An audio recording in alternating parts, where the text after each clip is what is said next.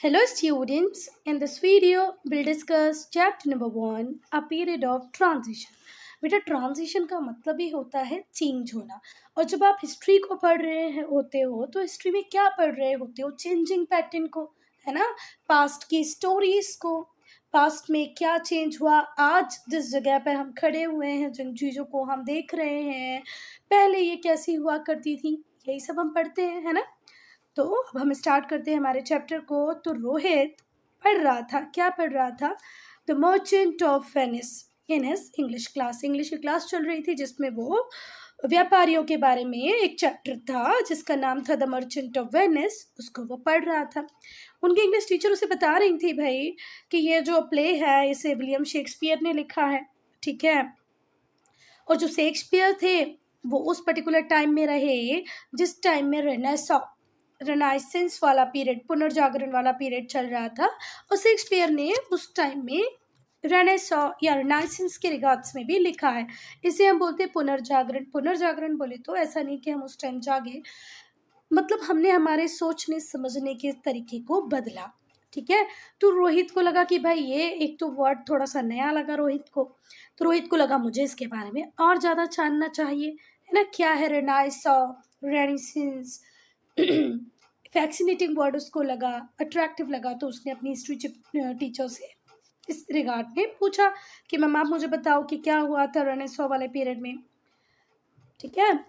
तो जो हिस्ट्री है बेटा वो तो सब्जेक्ट ही है जिसमें हम चेंजिंग पैटर्न्स को पढ़ते हैं कि भाई पहले सोसाइटी कैसी थी, आज सोसाइटी कैसी है। हिस्ट्री को हिस्टोरियंस ने 3 पार्ट्स में डिवाइड किया, एंशियंट, मिडिवल और मॉडर्न। मॉडर्न हिस्ट्री में हम, अगर हम इंडिया के एस्पेक्ट में देखें, मैं पूरे वर्ल्ड की बात नहीं कर रही, इंडिया के एस्पेक्ट में देखें तो मॉडर्न हिस्ट्री में हम एडवेंट ऑफ ब्रिटिश पढ़ते हैं। इंडिया के एस्पेक्ट में अगर हम मेडिवल हिस्ट्री की बात करें तो हम एडवेंट ऑफ दिल्ली सल्तनत और मुगल पढ़ते हैं। एंशियंट में हम हमारे इंडस वैली सिविलाइजेशन को पढ़ते हैं, अशोक को पढ़ते हैं। अब अगर हम वर्ल्ड के एस्पेक्ट में देखें तो ये चीज़ें बदल जाएंगी क्योंकि पूरी दुनिया में अलग टाइम पे मिडिवल पीरियड, अलग टाइम पे मॉडर्न पीरियड स्टार्ट हुआ है। ये जो डिफरेंट पीरियड्स हैं ये डिवाइड है on the basis of differences in society. अब किस पीरियड को हम एंशिएंट बोल रहे हैं, किसको मिडिवल, किसको मॉडर्न, ये मैं या आप बैठ के डिसाइड नहीं कर रहे हैं। ये जो पीरियड है ये किस बेसिस पर डिसाइड किए गए कि भाई इस पर्टिकुलर टाइम में ये मेजर डिफरेंस हमने सोसाइटी में देखा, इकोनॉमी में देखा, समाज में देखा, आर्थिक व्यवस्था में देखा, कल्चर में देखा, राजनीति पॉलिटिक्स में देखा। एक पीरियड में पॉलिटिक्स ऐसी थी, दूसरे में ऐसी हुई, इकोनॉमी इस तरीके से इस चीज़ पे बेस थी, फिर इस चीज़ बेस कर गई। You read about the ancient period in class 6 में आप लोग एंशिएंट पीरियड में को पढ़ चुके हो, मिडिवल पीरियड को आप क्लास 7 में पढ़ चुके हो।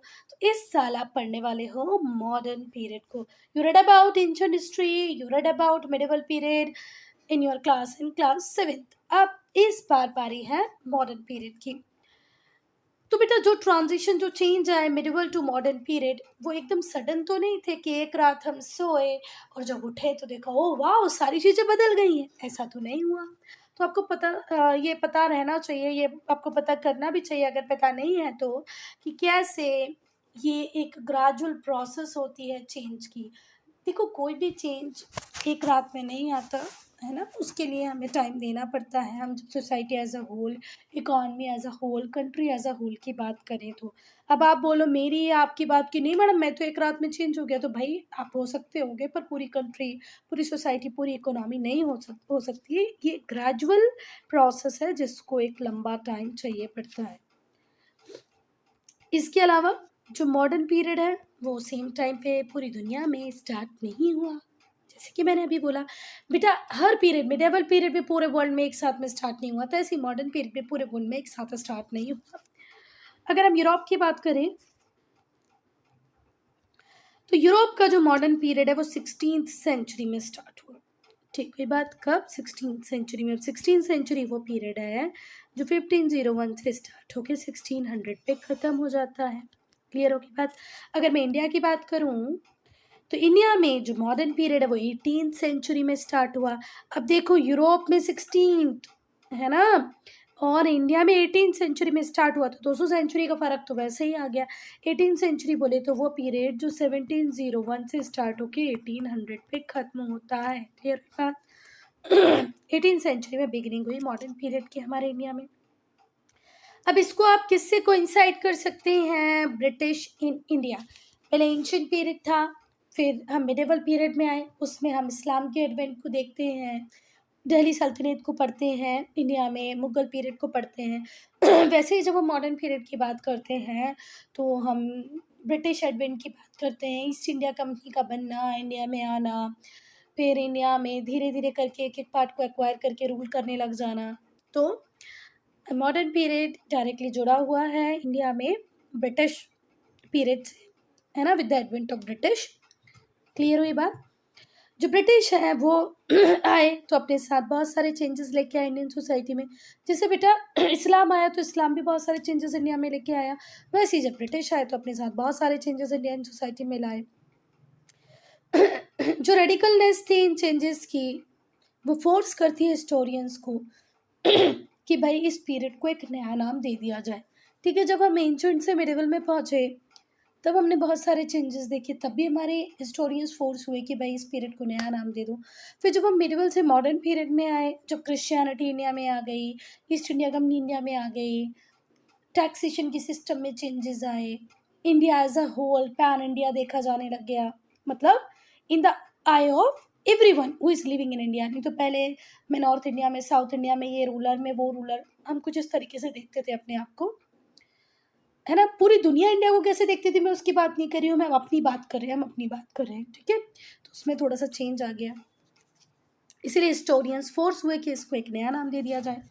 सोर्सेज की अगर हम बात करें तो सोर्सेज वो चीज़ होती है बेटा जिसके अकॉर्डिंग हम किसी भी हिस्ट्री को लिखते हैं।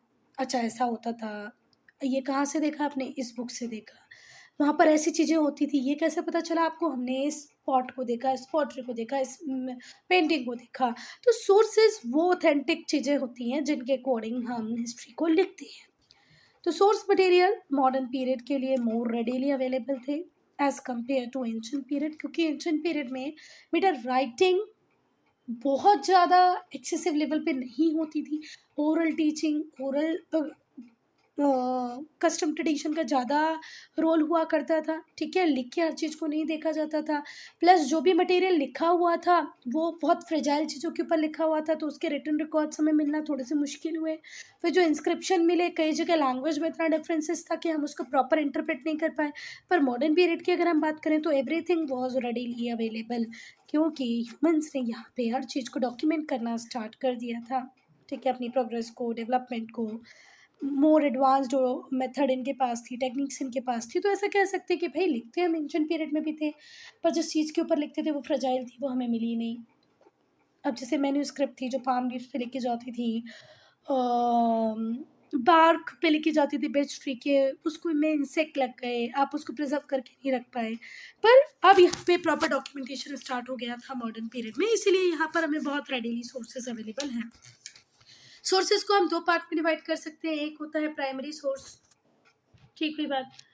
तो प्राइमरी जो सोर्सेज होते हैं उनमें आएंगे आपके archaeological remains, documents, original document जैसे लेटर, गवर्नमेंट की report, autobiography, news reels, newspaper, speeches, audio recording, photographs, sculpture, painting, archaeological remains, है ना, मॉन्यूमेंट्स, आर्टिफैक्ट, ये सारे प्राइमरी सोर्सेज हैं, ठीक है। अब हम सेकेंडरी सोर्सेज की बात करेंगे। चलो अभी सेकेंडरी के पे नहीं आते हैं, अभी प्राइमरी का ही कुछ पार्ट बचा हुआ है। जो ब्रिटिश थे वो केयरफुल रिकॉर्ड्स मेंटेन करते थे अपने सारे इवेंट्स का, सारी एक्टिविटीज़ का। इन्होंने नेशनल आर्चीव ऑफ इंडिया भी बनवा दिया था न्यू दिल्ली में, जो कि है ना, and the Indian office record in London, London में भी रिकॉर्ड करने को, इंडिया में जो जो ये कर रहे होते थे, जो मेजर चेंजेस थे, ये लंदन में भी रिकॉर्ड करवा रहे थे। साथ ही साथ इन्होंने एक प्रॉपर नेशनल आर्चीव बना दिया था इंडिया में, कहाँ पर? न्यू दिल्ली में, ठीक है। तो they build the new national archive of India in new Delhi, और इंडियन ऑफिस रिकॉर्ड भी बना दिया इन्होंने लंदन में।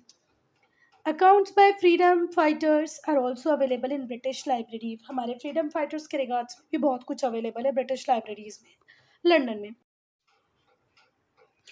बेटा अब हम वो सारे मॉन्यूमेंट्स डिस्कस करेंगे जो ब्रिटिश रूल के टाइम पे बने, है ना, जो भी प्राइमरी सोर्सेज में इंक्लूडेड हैं, है ना, जिसके अकॉर्डिंग हम हिस्ट्री लिख सकते हैं, जैसे gateway of India, Victoria terminus, parliament house, Rashtrapati भवन।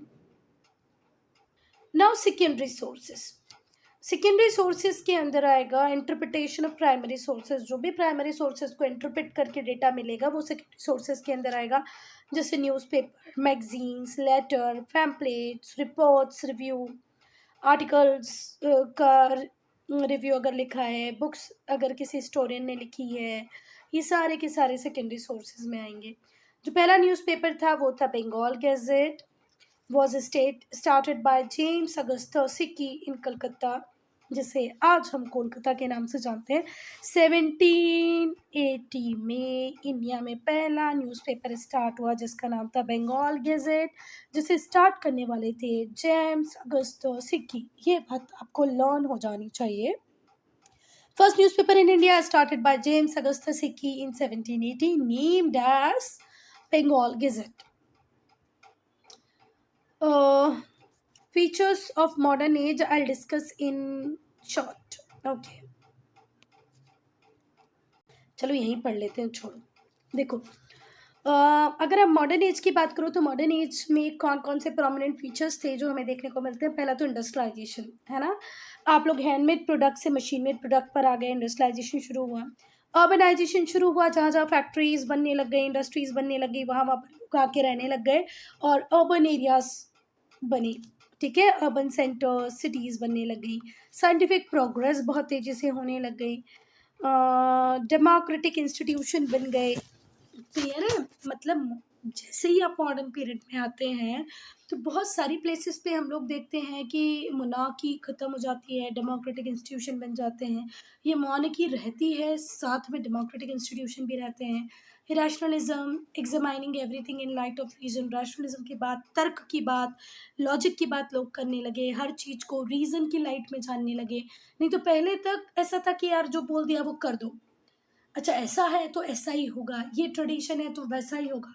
पर अब हर चीज़ को रीज़न के लाइट में देखने लग गए। ह्यूमैनिज्म, ह्यूमन जो था वो सेंटर में आ गया। पहले गॉड जहाँ सेंटर में हुआ करता था, अब हर चीज़ ह्यूमन को लेकर, ह्यूमन को ध्यान में रखकर बनाई, मतलब की जाती। अब हम मॉडर्न यूरोप की बात करेंगे तो अगर हम बात करें मॉडर्न पीरियड की, तो मॉडर्न पीरियड में क्या हुआ बेटा, सबसे अच्छी एक बात जो हुई वो थी कि जो इंटरेक्शन था बिटवीन कंट्री, एमंग कंट्रीज, वो बढ़ गया। ठीक है बात। In modern period the interaction between the countries increased. ठीक है, कंट्रीज एक दूसरे के साथ फ्रिक्वेंटली ट्रेड करने लगी। ठीक है, तो आपस में इन लोगों के इंटरेक्शन बढ़ गए, इससे बहुत ज़्यादा प्रोग्रेस हुई ऑल अक्रॉस द वर्ल्ड। पूरे वर्ल्ड में डेवलपमेंट चालू हो गया, प्रोग्रेस होनी चालू हो गई। इवन इंडिया भी अनटच्ड नहीं रहा।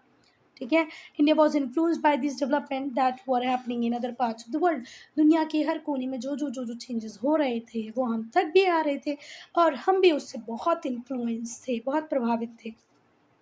इसलिए ये इम्पॉर्टेंट हो जाता है कि पूरी वर्ल्ड में क्या क्या हुआ उस टाइम में जिससे हम इन्फ्लुएंस हुए। ठीक है बात, तो अब हम उसको पढ़ेंगे। इसलिए इम्पॉर्टेंट हो जाता है कि उन डेवलपमेंट्स को, उन हैपनिंग्स को हम लोग पढ़ें जो दुनिया में कहीं कहीं हो रही थी, before we study the developments which took place in India. India में जो डेवलपमेंट्स हुए वो तो हम पढ़ेंगे, पर पूरी दुनिया में क्या क्या हो रहा था पहले हम वो पढ़ेंगे। जब मिडिवल पीरियड चल रहा था यूरोप में, तो जो थॉट्स थे, जो आइडियाज़ थे, उन्हें रोके रखता था फ्यूडलिज्म। ठीक है, फ्यूडलिज्म, सामंतवाद, जिसमें एक प्रॉपर हायरार्की होती थी, हर व्यक्ति अपने मास्टर की बात सुनता था, उसके अकॉर्डिंग ही चलता था, एक प्रॉपर हायरार्की थी। तो आपके जो थॉट्स थे, जो आइडियाज़ थे, उनको कहीं ना कहीं हिंडर करता था फ्यूडलिज्म। पर 13th सेंचुरी में जो फ्यूडल सिस्टम था वो डिसइंटीग्रेट होना चालू हो गया। ये जो एक स्ट्रिक्ट रिजिड हायरार्की थी, आप इससे ही बात कर सकते हो, ये आपका ऑनर है ना, फिर उसका ऑनर कोई और है, फिर उसका ऊपर कोई ऑनर है, फिर किंग है, तो ये वाली हायरार्की टूट गई, डिसइंटीग्रेट हो गई। सेक्युलर और रैशनल वे आए सोचने के, और लर्निंग बहुत ज़्यादा राइज कर गई। ठीक कोई बात, तो फ्यूडलिज्म को आप एक कॉज मान सकते हो ब्लैक पीरियड के लिए ऑफ यूरोपियन हिस्ट्री। जैसे फ्यूडलिज्म ख़त्म हुआ, बहुत सारी अच्छी चीज़ें यूरोप में हुई। अब हम रेनाइसेंस को पढ़ेंगे, रेनेसां को पढ़ेंगे। फ्रेंच वर्ड रिनाइसेंस जिसका मीनिंग होता है रीबर्थ, पुनर्जागरण। ठीक है, रिनाइसेंस क्या था या रेनेसॉ क्या था बेटा? एक कल्चरल मूवमेंट था जो यूरोप में स्टार्ट हुआ 14th सेंचुरी में। 14th सेंचुरी अगेन कब की बात करें? 1301 टू 1400 की बात हम कर रहे हैं। और कब तक चला? 17th सेंचुरी तक चला, मतलब 1601 टू 1700 तक चला। फ्लोरेंस इन इटली ये सेंटर था रिनाइसेंस का। अगर आपसे पूछा जाए कि रिनाइसेंस किस लैंग्वेज से लिया गया, किस लैंग्वेज को वर्ड है, तो आप बोलोगे फ्रेंच लैंग्वेज को वर्ड है। ठीक, कोई बात। तो रिनाइसेंस यूरोप में कब स्टार्ट हुआ ये किसी ने पूछा तो आप क्या बोलोगे? 14th सेंचुरी में स्टार्ट हुआ और 17th सेंचुरी तक चला। ठीक है, अब फिर कोई आपसे पूछता कि भाई बताओ ना कि इसका पहला सेंटर कौन सा बना इस रिनाइसेंस का, तो बोलना बेटा इटली का फ्लोरेंस। जिस रीबर्थ की हम बात कर रहे हैं वो रीबर्थ था क्लासिकल ग्लोरी का, लर्निंग का, कल्चर का। कौन सी? एंशिएंट ग्रीस एंड रोम। बेटा जो प्राचीन ग्रीस था, प्राचीन रोम था, एंशिएंट ग्रीस और रोम था, उस टाइम में जो क्लासिकल ग्लोरी थी, लर्निंग थी, कल्चर थी, उसको पुनर्जीवित करना था। ये जो कल्चरल मूवमेंट था इसमें आर्ट, आर्किटेक्चर, लिटरेचर, फिलोसफी और साइंस भी था। और ये रिफॉर्मेशन बहुत ज़्यादा आर्ट से, साइंस से इन्फ्लुएंस था, प्रभावित था। मतलब ये जो कल्चर मूवमेंट था ये साइंस की भी बात करता था, फिलोसफी की बात करता था, आर्किटेक्चर की बात करता था और इनसे इन्फ्लुएंस भी था, प्रभावित भी था। जितना भी रेनेसां या रेनाइसेंस थिंकर्स थे सारे रैशनलिस्ट थे, रीजन की बात करते थे, लॉजिक की बात करते थे और लोगों से भी कहते थे भाई क्वेश्चन करो। ठीक है, question the believe which are based on faith. Faith पे, आस्था पे, सुपरस्टिशियस पे जो चीज़ें हैं, ठीक है, उनके ऊपर क्वेश्चनिंग करो, पूछो ये कर रहे हैं तो क्यों कर रहे हैं। क्योंकि बहुत सारी आस्थाएं हमारी ऐसी थी, सुपरस्टिशियस ऐसा था जिसका कोई रीज़न ही नहीं था, हम बस यूं ही जनरेशन बाय जनरेशन फॉलो करते आ रहे थे। This is to follow everything prescribe by the church without question. अच्छा, जो रेनेसां या रेनाइसेंस थिंकर थे उनका सिर्फ इतना ही कहना था कि या तो हर चीज़ के पीछे रीज़न जान लो कि ये जो हम कर रहे हैं किस रीज़न से कर रहे हैं, और अगर रीज़न नहीं मिल रहा तो उस चीज़ को मत करो। ये लोग साफ साफ ये बोलते थे कि चर्च जो हर बात बोल रहा है उसे बिना क्वेश्चन किए ना मानो, उसके ऊपर क्वेश्चन करो। अब जो थिंकर्स थे रेनेसां पीरियड के, वो लोगों से कहने लगे भाई तुम्हें भी भगवान ने सोचने, समझने की, तर्क करने की, लॉजिक करने की जो फैकल्टी दी है उसे उपयोग तो करो, चीज़ों के बारे में सोचो।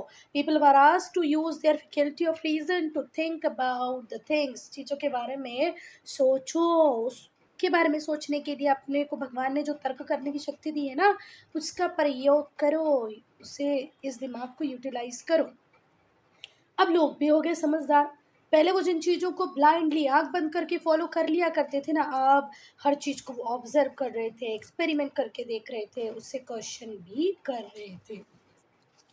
इस तरीके से ह्यूमन जो था वो सेंटर बन गया रिनाइसेंस की स्टडी का। ठीक है, जब तक रिनाइसेंस, मतलब जब तक क्या, मतलब रिनाइसेंस वाले पीरियड में मेन काइंड के ऊपर, ह्यूमन काइंड के ऊपर मेजर फोकस रहा। जो पेंटिंग्स, जो स्कल्पचर बने इस पीरियड में वो सेक्युलरिज्म को दिखाते थे। ठीक है, निरपेक्ष, धर्मनिरपेक्षता को दिखाते। धर्मनिरपेक्षता मतलब रिलीजन अलग है, हम अलग हैं और हम रिलीजन के बिना भी एग्जिस्ट करते हैं, ऐसी बातें करते थे। कुछ जो थिंकर्स थे, जो राइटर्स थे, पेंटर्स थे, स्कल्पचर थे, साइंटिस्ट थे।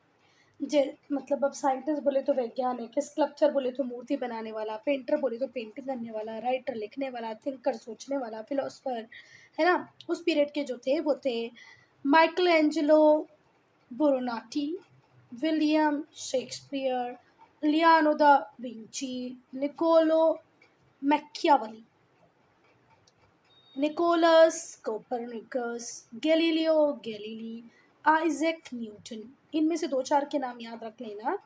माइकलो Angelo Buonarroti, William Shakespeare, Leonardo da Vinci, Niccolo Machiavelli, Nicolaus Copernicus, Galileo Galilei, Isaac Newton. ये इनके इमेजेस भी दिए हैं बेटा। आजकल इमेज बेस्ड क्वेश्चन भी आता है, पिक्चर बेस्ड क्वेश्चन, तो आप लोग एक बार देख लेना कौन कौन है। स्प्रेड ऑफ रेनेसां या रिनाइसेंस, इटली सेंटर था रिनाइसेंस का, हमने पढ़ा था ना इटली का फ्लोरेंस सेंटर बना रिनाइसेंस का। सिटीज़ जैसे कि वेनिस, फ्लोरेंस, मिलान, जेनवा, ये इम्पॉर्टेंट सिटीज़ थे रिनाइसेंस पीरियड के टाइम में, या यहीं से रिनाइसेंस फ्लरिश करना और ज़्यादा स्टार्ट हुआ। जैसे ही वेस्टर्न रोमन एम्पायर का डिक्लाइन हुआ 476 सीई में 476 सीई में डिक्लाइन हो जाता है किसका बेटा, वेस्टर्न रोमन एम्पायर का। जो कॉन्स्टेंटिनोपल था वो सेंटर बन जाता है लर्निंग का। देखो 476 में वेस्टर्न रोमन एम्पायर का डिक्लाइन होता है। अब जो कॉन्स्टेंटिनोपल है, जिसे आज हम इस्तानबुल के नाम से जानते हैं, कैपिटल ऑफ टर्की इस्तानबुल, पहले उसी को क्या बोलते थे, कॉन्स्टेंटिनोपल, वो मेजर सेंटर बन गया लर्निंग का एंड इंटेलेक्चुअल एक्टिविटीज़ का। जितनी भी इंटेलेक्चुअल एक्टिविटीज़ होती हैं वो सब वहीं से हो रही थी। अब बेटा होता क्या है, 1453 में जो ऑटोमन टर्क्स होते हैं वो कंस्टेंटिनोपल को कैप्चर कर लेते हैं। ठीक है, वो कंस्टेंटिनोपल जो रिनाइसेंस पीरियड में सेंटर बना वेरियस इंटेलेक्चुअल एक्टिविटीज़ का, रिनाइसेंस का। ठीक है, अब वो किसके कंट्रोल में आ गया है, ऑटोमन टर्क्स के कंट्रोल में आ गया है। इसी वजह से जो नंबर थे, जो स्कॉलर्स थे, वो ग्रीस से कहाँ चले गए, रोम चले गए। ठीक है बात, फिर से ध्यान से सुनना। देखो जैसे डिक्लाइन हुआ वेस्टर्न रोमन एम्पायर का, तो कंस्टेंटिनोपल सेंटर बन गया लर्निंग का, इंटेलेक्चुअल एक्टिविटीज़ का। अब यहाँ पर कंस्टेंटिनोपल के ऊपर किसका कंट्रोल है, क्रिश्चियनिटी का, है ना। सारी चीज़ें प्रॉपर वे में चल रही हैं, कोई प्रॉब्लम नहीं आई। पर अब कंस्टेंटिनोपल के ऊपर कंट्रोल हो जाता है इस्लाम का, ऑटोमन एम्पायर का। ठीक है, तो अब वो अपनी वाली चलाएंगे। तो इसी वजह से बहुत सारे जो लोग थे वो ग्रीस से निकल के कहाँ चले गए हैं, रोम चले गए हैं। ठीक है, Italy welcome these scholar, Italy ने इन सारे स्कॉलर्स को वेलकम किया। सून जो सेंटर था एकेडमिक और इंटेलेक्चुअल एक्टिविटी का, वो किसकी तरफ शिफ्ट कर गया, इटली की तरफ शिफ्ट कर गया। और यहाँ पर रिवाइवल हुआ क्लासिकल लर्निंग इन यूरोप। अब समझ में आया इसे हम क्यों कहते हैं कि यहाँ पर क्लासिकल लर्निंग का रिवाइवल हुआ, क्योंकि ये पहले सारी चीज़ें ग्रीस में हो रही थी, कंस्टेंटिनोपल में हो रही थी, वहाँ से ये लोग भागे, कहाँ पहुँचे, रोम, इटली पहुँच गए। इटली में ये सारी चीज़ें वापस से होने लग गई। नाउ कैरेक्टरिस्टिक्स ऑफ रिनाइसेंस, पहला तो ह्यूमनिज्म। ह्यूमनिज्म एक इम्पॉर्टेंट फीचर था रिनाइसेंस का। इसका मतलब सेंटर जो था वर्ल्ड का, उसमें ह्यूमन आ गया। पहले जहाँ भगवान को ध्यान में रखते हुए सारी चीज़ें हुआ करती थी, अब ह्यूमन को ध्यान में रखते हुए सारी चीज़ें हो रही थी। ह्यूमन पोटेंशियल पे फोकस होने लगा rather than power and mystery of divinity. भगवान की शक्तियाँ कितनी हैं, भगवान के पास कितनी ताकतें हैं, भगवान क्या कर सकते हैं। अब इससे हट कर हम इस बात पे आ गए कि ह्यूमन में एक्चुअली कितना पोटेंशियल है। इन्होंने क्लासिकल और कंसर्न स्पिरिचुअल मैटर्स को पढ़ा, आफ्टर लाइफ को पढ़ा। ठीक है, वर्ल्डली अफेयर से ज़्यादा वेटेज इन चीज़ों को दिया। ठीक है, ह्यूमनिज्म ने हमारी लाइफ के हर ही स्पेयर को बेटा इफेक्ट किया। लिटरेचर बदला, स्कल्पचर बदले, मूर्ति बनाने की कला में चेंज आया, इतिहास बदला, पेंटिंग बदली, राजनीति पॉलिटिक्स भी बदल गई। अब बेटा हम कुछ इम्पॉर्टेंट ह्यूमनिस्ट थिंकर्स को डिस्कस करेंगे कि इस पीरियड के, रेनाइसेंस पीरियड के, बड़े ही अजीब अजीब से नाम हैं। मैं कोशिश करूँगी पढ़ पाऊँ, नहीं तो आप लोग एक बार गूगल पे प्रोनाउंसिएशन देख लेना। फ्रांसिस्को पेट्रियार्क, जियोवानी बोकाकियो, पिको डेला मिरांडोला। एक बार गूगल पे प्रोनाउंसिएशन देख लेना, की इमेजेस भी गिवन है। दूसरा था रैशनलिज्म। पहला हमने ह्यूमनिज्म पढ़ा कि भाई जहाँ पर सेंटर में गॉड हुआ करता था, अब ह्यूमन मेनकाइंड आ गई। ठीक है, अब हर चीज़ सिर्फ भगवान को लेकर नहीं, ह्यूमन पोटेंशियल को लेकर कही जाती है, सोची जाती है। रैशनलिज्म, पीपल ने रैशनल अप्रोच को डेवलप किया रिनाइसेंस पीरियड में, है ना। इन्होंने क्वेश्चन करना स्टार्ट किया उन आइडियाज़ के ऊपर, वो प्रिंसिपल्स के ऊपर जो धर्म से जुड़े थे। पहले चर्च जैसा कहते थे लोग वैसा कर लेते थे, पर अब ऐसा नहीं है। Nothing that was followed without thinking a second. पहले जब एक सेकेंड भी बिना सोचे समझे हम किसी भी बात को मान लेते थे, सेकेंड ओपिनियन, सेकेंड थॉट किसी चीज़ को देते ही नहीं थे। अच्छा, चर्च ने बोल दिया फटाफट मान लो। अब उसको बहुत केयरफुल ऑब्जर्वेशन के बाद ही माना जा रहा था। पहले उसकी रैशनल स्क्रूटनी हो रही थी, उसको केयरफुली सोचा समझा जा रहा था। पहले तो हम कोई सेकेंड नहीं लेते थे, अच्छा चर्च ने बोला कर दो, कोई सेकेंड थॉट नहीं उसके ऊपर देते थे। पर अब ऐसा नहीं था। साइंटिफिक स्पिरिट, बेटा जितने भी स्कॉलर्स थे रिनाइसेंस पीरियड के, उन्होंने साइंटिफिक अप्रोच की बात की, साइंटिफिक अप्रोच को अडॉप्ट किया, नॉलेज ऑब्जर्वेशन से, एक्सपेरिमेंटेशन और कंक्लूजन से ड्रॉ किया। ऐसे कुछ भी हवा में बातें नहीं की। Knowledge is equals to observation, experimentation, और उसके बाद किसी कंक्लूजन पे आए। तो साइंटिफिक स्पिरिट का बहुत ज़्यादा डेवलपमेंट हुआ उस पर्टिकुलर टाइम पे। देन स्पिरिट ऑफ इंक्वायरी, लोग इंक्वायर करने लग गए थे रिनाइसेंस पीरियड में ही। जितने भी रिनाइसेंस स्कॉलर्स थे, थिंकर्स थे, उन्होंने लोगों को मोटिवेट किया कि भाई आपको तो ऐसा करना ही चाहिए। चीज़ों को एक्सप्लोर करो जो आपके आसपास है, ज़्यादा से ज़्यादा एक्सपेरिमेंट करो, डिस्कवरीज करो। अच्छा, इन दो पॉइंट्स में क्या डिफरेंस है वो ज़रा ध्यान से सुनना। यहाँ पर साइंटिफिक स्पिरिट की बात हुई कि मतलब अब हम हर किसी पे कुछ भी विश्वास नहीं कर रहे थे, पहले ऑब्जर्व कर रहे थे, एक्सपेरिमेंट कर रहे थे, फिर कंक्लूड कर रहे थे चीज़ों को। स्पिरिट ऑफ इंक्वायरी मतलब लोगों की चंद पर्सनल, मतलब पीपल टू पीपल ये चीज़ जब लोगों के अंदर बिल्ड होने लगी, लोग इस बात से इन्फ्लुएंस हो रहे थे, रेनाइसेंस थिंकर उन्हें मोटिवेट कर रहे थे कि भाई सोचो, एक्सपेरिमेंट करो, एक्सप्लोर करो। अब हम इम्पैक्ट ऑफ रेनाइसेंस रेनेसां पढ़ेंगे। मेजर इम्पैक्ट जो था रेनेसां का वो था साइंस के ऊपर, विज्ञान के ऊपर, आर्ट बोले तो कला के ऊपर, आर्किटेक्चर बोले तो बिल्डिंग स्टाइल के ऊपर, और पॉलिटिक्स राजनीति के ऊपर। पेंटिंग की बात करें तो मिडिवल पेंटिंग्स जितनी भी डेवलप हुई, ठीक है, वो रिलीजियस और डिवाइन आइडियाज़ को लेकर ही डेवलप हुई। जो रेनेसां पेंटर्स थे वो ह्यूमनिज्म से इंस्पायर्ड थे। उनका बिलीव था कि आर्ट जो है इमिटेशन होना चाहिए लाइफ का। जैसे हम लाइफ जी रहे हैं, लाइफ में जो प्रॉब्लम्स है, लाइफ में जो अच्छी चीज़ें हैं, उन्हें हमें दिखाना चाहिए, ना कि कुछ भी ऐसा जो सिर्फ कहीं एग्जिस्ट करता होगा, इसका भी कोई पता नहीं है। इस वजह से जो रेनेसां पीरियड में पेंटिंग्स बनी बहुत ज़्यादा नेचुरल थी, रियलिस्टिक थी, rather than unrealistic paintings of medieval period में। मिडिवल पीरियड में बहुत अनरियलिस्टिक पेंटिंग बनी, वैसी नहीं थी मॉडर्न पीरियड की पेंटिंग या रेनेसां पीरियड की पेंटिंग। कुछ ग्रेटर रेनाइसेंस पेंटर्स थे, लियोनार्डो दा विंची, माइकलैंजेलो, बुरनोटी, राफेल। ये दोनों की पिक्चर है। लियोनार्डो दा विंची वो पेंटर थे, आर्किटेक्ट थे, इंजीनियर थे। भाई ये व्यक्ति तो पता नहीं क्या खा के पैदा हुआ था कि गाना भी गा लेता था, इन्वेंशन भी कर लेता था, एनाटॉमिस्ट, ह्यूमन बॉडी का भी इसे पूरा नॉलेज था, मैथ्स भी अच्छा आता था, साइंस भी आती थी, फिलॉसफी भी आती थी। मतलब पता नहीं, शायद 100-200 आदमी को मिला के भगवान ने एक आदमी बनाया था, Leonardo da Vinci. Painting, architecture, engineer, musician, inventor, सब कुछ आता था भाई। इनकी बेस्ट नोन पेंटिंग है मोनालिसा और द लास्ट सपर। जो मार्केंगेलो बुराटी थे वो इटालियन पेंटर थे।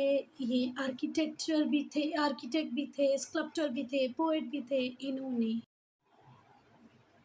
अब इनका क्या कंट्रीब्यूशन है बेटा, तो इन्होंने पेंट किया था सीलिंग को। किसकी सीलिंग को? सिस्टीन चैपल जो है वेटिकन में, उसकी जो सीलिंग थी उसको पेंट किया, और इतनी खूबसूरती से पेंट किया कि क्या ही बताए। इन्होंने स्टैचूज़ बनाए, स्टैचू ऑफ पीटा, मोसेस, डेविड। इन्होंने फिर सेंट पीटर्स बेसिलिका में भी एज आर्किटेक्ट जो अपनी कैपेसिटी में काम कर सकता है, वो इन्होंने सेंट पीटर्स बेसिलिका में किया।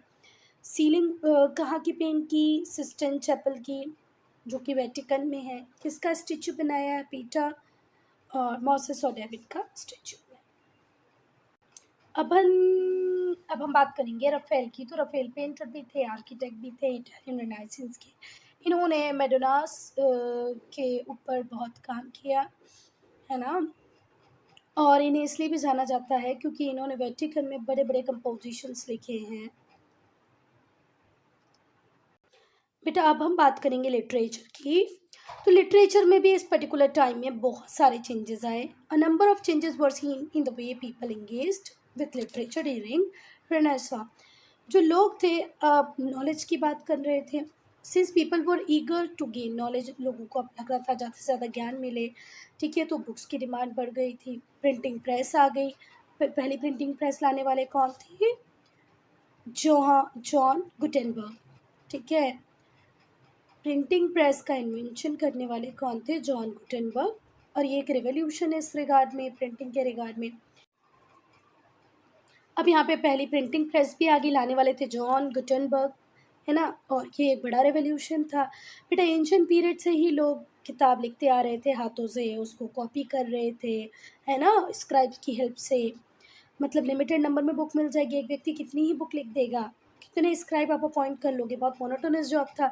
तो लिमिटेड नंबर ऑफ कॉपीज होती थी सर्कुलेशन में। पर जैसे ही प्रिंटिंग प्रेस आई, फटाफट फटाफट बहुत सारी बुक्स एग्जिस्टेंस में आने लग गई, ज़्यादा बुक प्रिंट होने लग गई और लोगों तक अवेलेबल हो गई, ठीक है। जो मॉडर्न यूरोपियन लैंग्वेज थी वो भी इस टाइम में एमर्ज हुई, रिनाइसेंस के टाइम में। पहले जैसे इंडिया में बहुत ज़्यादा लिटरेचर आपको संस्कृत में मिलता था, वैसे ही यहाँ पर भी लैटिन का बोलबाला था। पर धीरे धीरे जैसे रेनेसां पीरियड आया, तो जो रीजनल लैंग्वेजेस थी, यूरोपियन मेजर जो लैंग्वेजेस थी, उनका एग्जिस्टेंस आया, जैसे Spanish, German, French, English, Italian, ये लैंग्वेज बन गई, इनमें बुक लिखी जाने लगी। नहीं तो पहले यहाँ पर लैटिन चलती थी, ज़्यादा बुक्स वगैरह लिटरेचर लैटिन में मिलता था। हिस्ट्री और जो लिटरेचर था उसको बहुत इंपॉर्टेंट मिलने लगी, पहले इतनी कभी नहीं मिली थी जितनी इस पीरियड में मिली। जो इम्पोर्टेंट राइटर्स थे वो थे पेट्रियार्क, उस पर्टिकुलर टाइम के इम्पोर्टेंट राइटर्स थे Petrarch, Erasmus, Machiavelli, Shakespeare, Francis bacon.